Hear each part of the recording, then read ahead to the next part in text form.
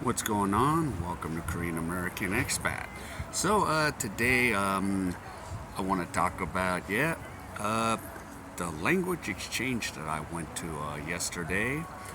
Last night I finally found something on Instagram which is in my area. So everything was walking distance, and so we had round one and round two. So yeah, I was like, huh. Excuse me. I was like, and I hope it's not like one of those language exchanges where so many formalities like sign up and all that. I'm just like over it. I'm just like, no more of that. But luckily, I just showed up and it was easy. Just and of course, you just buy one coffee and then you just kind of sit and talk.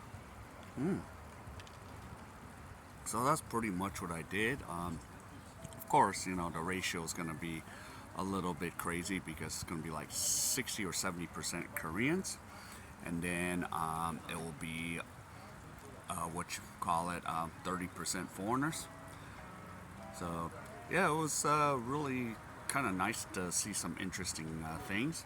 Of course, small talk again. I said in my very first video doesn't exist. So when you get to the social settings, that's where you can get social and talk and just get right into it. So let's see. Yeah, one guy I met. At first, he sounded real native. He sounded like and I asked him, and I was like, "Yo, where are you from?" And well, he goes, "I'm originally from Korea." And then he goes, "But I live in the States for 10 years." I'm like, "Yeah, I live in Kansas." I'm like, "Oh, wait 15 minutes and you know what the weather is gonna be." That's the same in Kansas. So, yeah, and he's telling me like, yeah, he's an engineer, and of course he looks real young, but the guy was in his 30s. But if you look at him, you're just like, damn, I thought you were like in your mid 20s. But he's like, no, I'm up there in age. I just look young for my age. I was like, okay, and he's like, yeah, yep, I just work. I lived there for 10 years. I really enjoy America. I don't really like working in Korea. And yeah, he was just telling me, like, you know, he was doing some batteries for, I don't know, what company. Yeah, I was like, if you guys know SK, it's a company that does batteries and stuff. And they're like based in I think based in Kentucky. And then there's one in Georgia. So yeah, so you do have some of these Korean companies in the United States that does batteries. So yeah, he goes, he goes every year. So he's like, oh yeah, there's Group A, B, and C. So this year I'm C.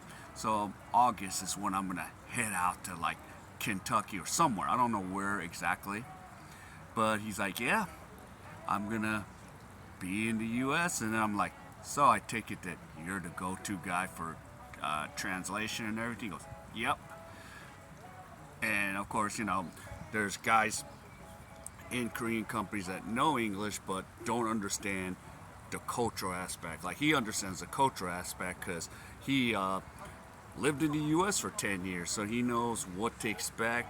But if there's a Korean that's good at English, he or she might not know what to expect if they've not ever been to the States. So yeah, so he was telling me, and then I go, so I want to ask you this. So would you give up your Korean passport for a U.S.? He's like, hell yeah, in a second. I was like, oh really? Okay. Yeah, I don't have to do any of this crap, military or all that, and that's what he had to. That's what all Korean men have to do is go through conscription of the military here in Korea. So yeah, so he's telling me, nope, I would give up the Korean passport for a United States passport. I was like, all right.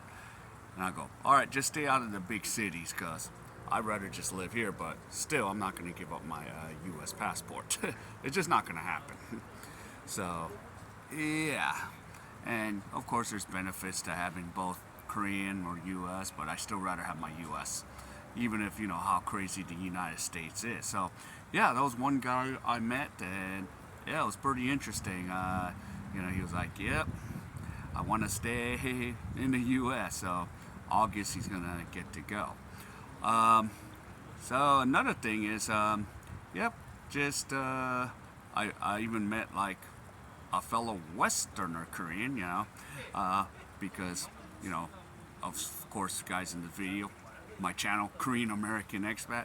Well, yeah, I met a Korean Canadian expat, and he's like, dang, yeah, I've been met, and we're labeled as the term Gyopo, Gyopo, Gyopao, and there's a thing, yeah, overseas Korean, and we're both on, I call it, of course, for easy to remember, heritage visa, but it's an ethnic overseas Korean visa, and yeah, I was like, oh, you're a fellow Westerner.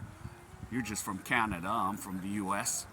So that was kind of cool to just kind of meet up and talk about things. And it was kind of fun because I didn't realize that he's been only here less than a year.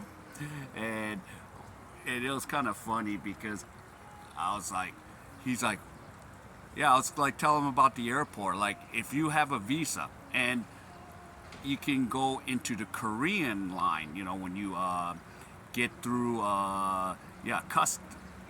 immigration. He goes, what?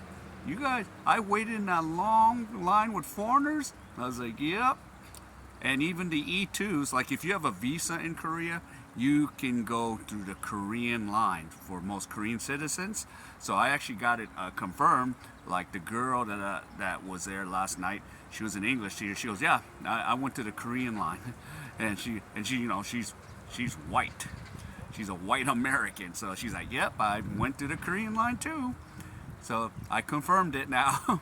So yeah, I'm just like, and the guy's like, what the heck?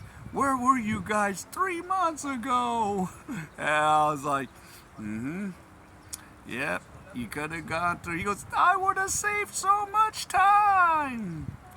And then, of course, he was talking about, okay, after that, he took the KTX and he had to go to our town. We're like, why did you go through all that crap? You had to carry that heavy ass luggage and then get to Daejeon.